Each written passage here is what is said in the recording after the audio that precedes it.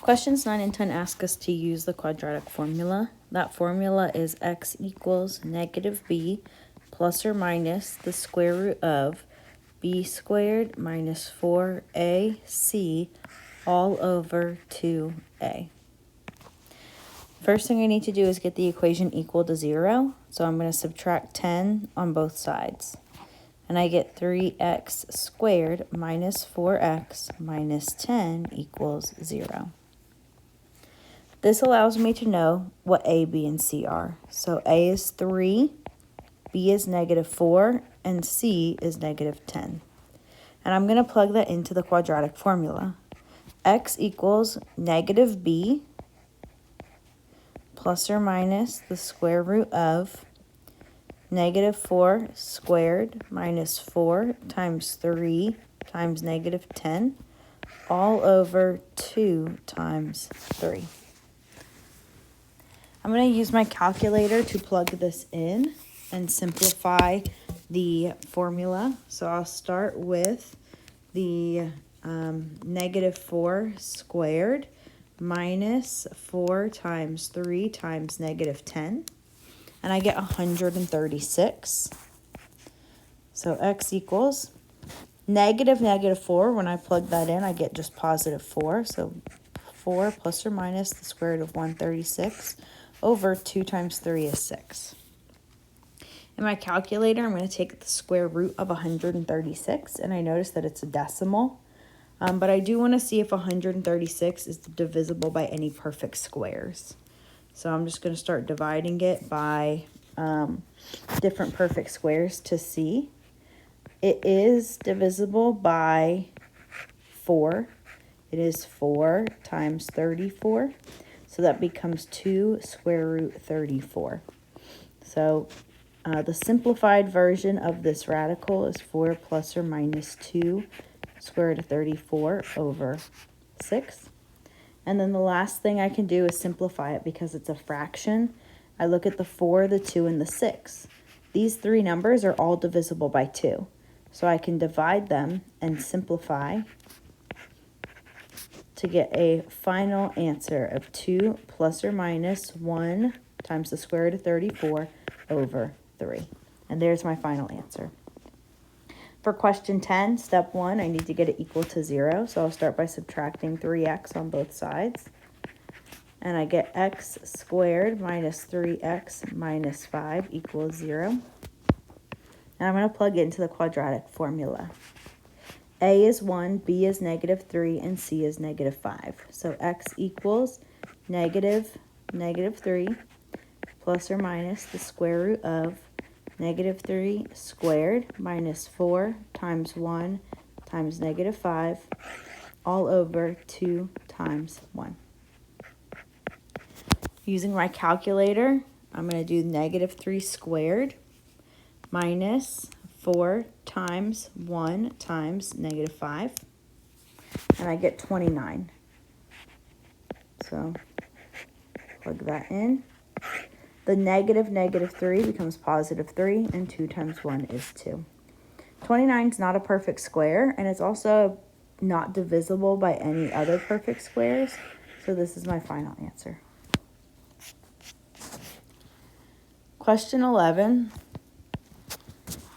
These next ones say solve using any method / the best method. So I'll talk a little bit too about how I know which method is best.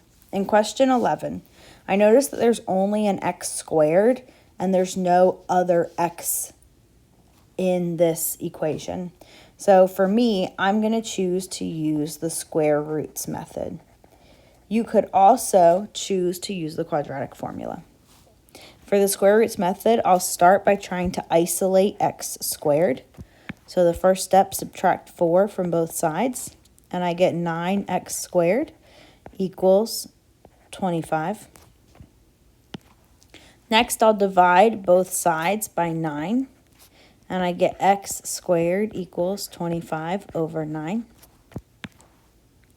Next, I'm going to square root both sides, and I get x equals plus or minus the square root of 25 over 9. Now, I know that this is a fraction, But if both the numerator and denominator are perfect squares, then you can take the square root of the fraction. So for this one, I know that the square root of 25 is 5 and the square root of 9 is 3. So the square root of 25 over 9 is 5 over 3. And there's my final answer. All right, for question 12, looking at this question, I only have two terms and they both have an x. So I know that I can use factoring, specifically GCF factoring, to solve. I'm going to factor out the GCF of 2x from each term. And I get 2x times x minus 98 divided by 2, which is 49.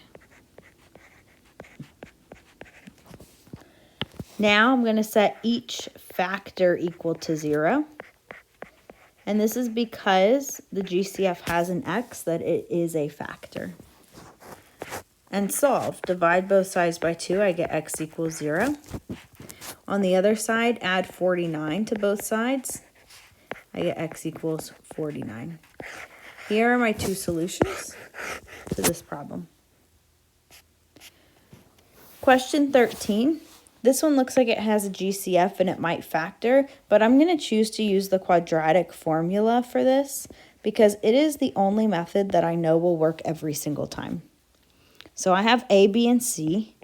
X equals negative b, so negative 12, negative 12, plus or minus the square root of b squared, so negative 12 squared, minus 4 times a, which is 4, times c, which is 8, divided by 2 times a, which is 4.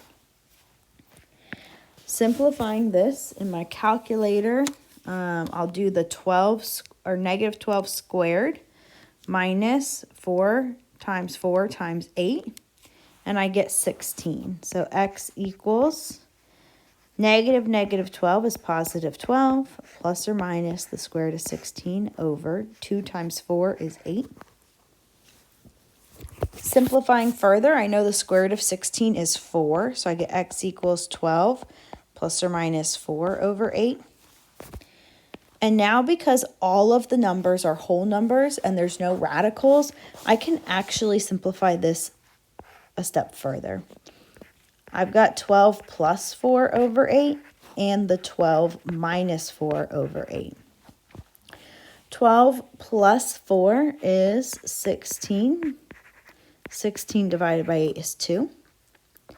12 minus 4 is 8, and 8 divided by 8 is 1.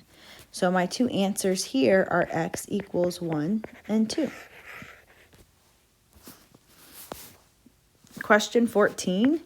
Again, question 14 has a big number, 110. I don't really want to try to factor that. So again, I'm going to use the quadratic formula. Step 1, I'm going to add 110 to both sides because I need to get it equal to 0. I get x squared minus 21x plus 110 equals 0. And now I'm going to plug in. X equals negative b, so negative 21, plus or minus the square root of negative 21 squared minus 4 times a times c, all over 2 times a, which is 1. All right, plugging this into my calculator, I get negative 21 squared minus 4 times 1 times 110, and that equals 1. So I get x equals 21 plus or minus the square root of 1 over 2. Now, you can check in your calculator, but the square root of 1 actually equals 1. So this simplifies to 21 plus or minus 1 over 2. And now because they're all whole numbers, I can break it up. So we get 21 plus 1 over 2. That's 22 over 2, which is 11. And then we get 21 minus 1 over 2. That's 20 over 2, which equals 10. So the answers here are 11 and 10. This one and the last one both would have factored. I just chose to use quadratic formula. You have a choice. Question 15, this one's best to use square roots method. And I can tell that that's best because I see the parentheses squared. So first step is to isolate that parentheses squared. I'll start by subtracting 7 from both sides. And I get -1/2 times x minus 8 squared equals negative, and just double check, -22. Next thing I want to do is cancel that -1/2. The best way to cancel a fraction instead of using division is actually to multiply by the reciprocal. So I'm going to multiply by -2/1 because those will cancel. And of course I have to do it to both sides of the equation. So these two cancel out and I'm left with x minus 8 squared equals -22 times -2 is +44. Next thing I want to do is cancel out the exponent of 2, so I'll square root, and I have to do it to both sides. I get x minus 8 equals plus or minus the square root of 44. Now 44 is not a perfect square, but we can try to reduce it. Actually, let's just finish solving first and then I'll do that. So the next step I would do is add 8 to both sides. And I get x equals 8 plus or minus the square root of 44. And now let's try to simplify. Square root of 44, that can be broken down into the square root of 4 times the square root of 11. The square root of 4 is 2. Bring down the square root of 11. So my final answer is x equals 8 plus or minus 2 square root of 11. And there is our answer. Finally, question 16. I'll actually try to factor this one. First, I noticed they have a GCF, so I'm going to divide everything by 2. And for this, I could rewrite it 2 outside of x squared minus 10x minus 4 equals 0. And now because the 2 doesn't have an x, I can just divide it on both sides to divide it away. I get x squared minus 10x minus 4 equals 0. All right, well, just looking at this, I can tell it's not going to factor, so we're going to have to use the quadratic formula. So we got x equals negative b, so -10, plus or minus the square root of b squared minus 4 times a times c all over 2 times a. And I get x equals 10 plus or minus